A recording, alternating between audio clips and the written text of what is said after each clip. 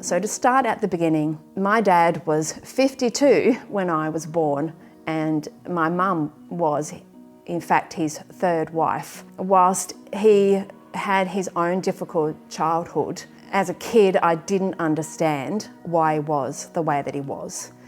Now I know that he hurt us because he was hurting. A lot of trauma in his early life, including being a prisoner of war in the Second World War. I get it now, but as a kid my perception was that he was incredibly mean and violent, controlling, and we were very scared, and I lived in trepidation. So my childhood was scary, and my mum was my rock, and she was the opposite of him. She was compassionate and loving and tolerated a lot, and her tolerance of really harmful things. Today we understand that that should not have been tolerated in our community. No one stepped in to help, so we felt pretty isolated and rejected even by family because we were different. My dad was Italian, so I even had a strange name as a kid, and at the time in the school environment I was unkept and I was neglected, and I didn't know that. I only understood that people didn't want to have much to do with us.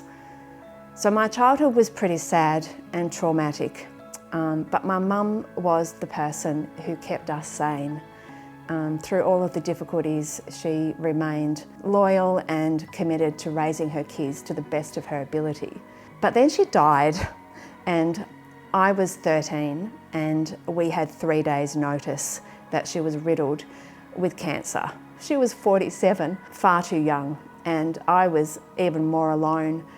And through a series of events, became unwanted too. My brother and I were taken in by family, but even then, we weren't wanted.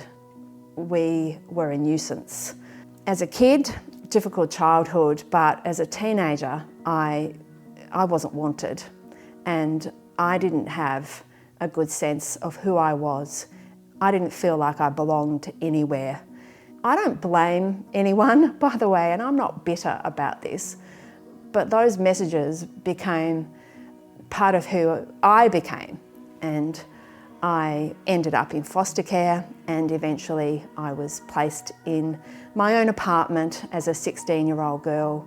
But, and there is a but, there's a salvation story. So how did that come about?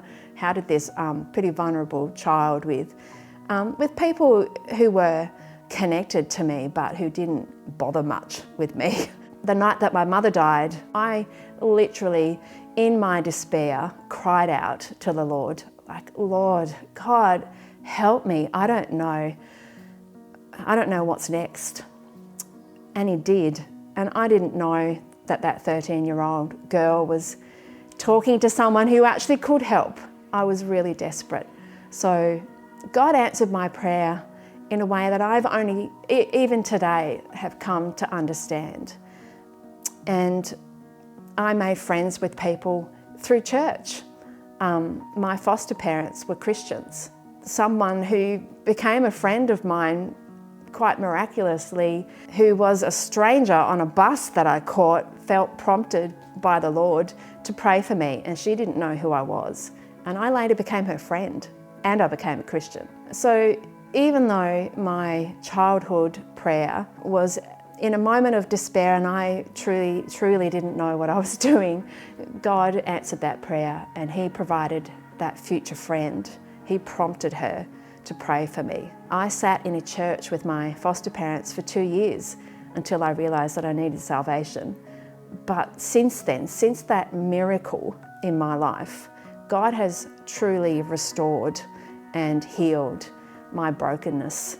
And I've gone from someone who still struggles with rejection, but I've gone from someone who was very ashamed of who I was and of my past to being someone who's strong and resilient, who knows that I'm loved, I am blessed, I am privileged, but I will never forget that God saved me from myself, as well as adopting me into his family. And when you have no one, and when you don't feel like you belong, when you feel abandoned and rejected and unwanted, knowing that God predestined me to be one of his children, that he adopted me, as the scriptures say in Ephesians 1, that has been transformational for me. I have a place that I belong. I belong in God's kingdom, but he has given me a new family.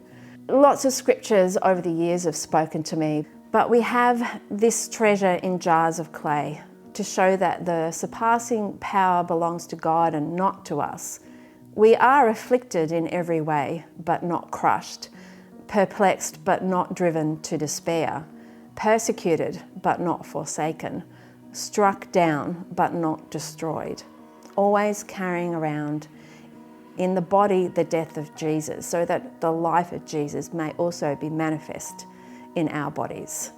And that really meant a great deal to me as a teenager, because that's how I felt, like crushed, but I didn't have to despair anymore because I had a place. Being married now and having my husband's extended family around me, I've gone from having my own family not in my life to having, 27 nieces and nephews these days. And it's a huge blessing to me.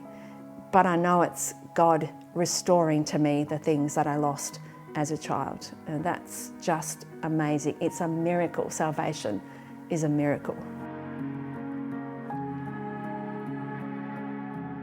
And Michael's actually been instrumental in that as well, though. Like when God restores who you are and has provided me with a new family, and it was nearly 30 years ago, he also gave to me someone whose compassion and understanding helped me to forgive. Like I had a lot of issues, you can imagine he was a pretty mean man, but he, and this is, significant to me, of course, he and I built a relationship of sorts, and he was quite old. He died when my daughter was 2, and he loved her completely. And the day that he died, he was going into surgery, emergency surgery, and that moment when he was being wheeled into theatre was the only time that I actually said that I loved him. And just before that, thanks to Michael, he gave his heart to the Lord, and he'd been a hurting person, a difficult man his whole life, but he gave his heart to the Lord just before he died. And that's a miracle too. And that moment that I have when he looked at me with love in his own eyes, his eyes welled up in tears because I told him that I loved him. That's my last memory of him alive. So even that is a gift. Like, how amazing that my dad, who was a very difficult person, that he and I exchanged that moment. So yeah, it's pretty special.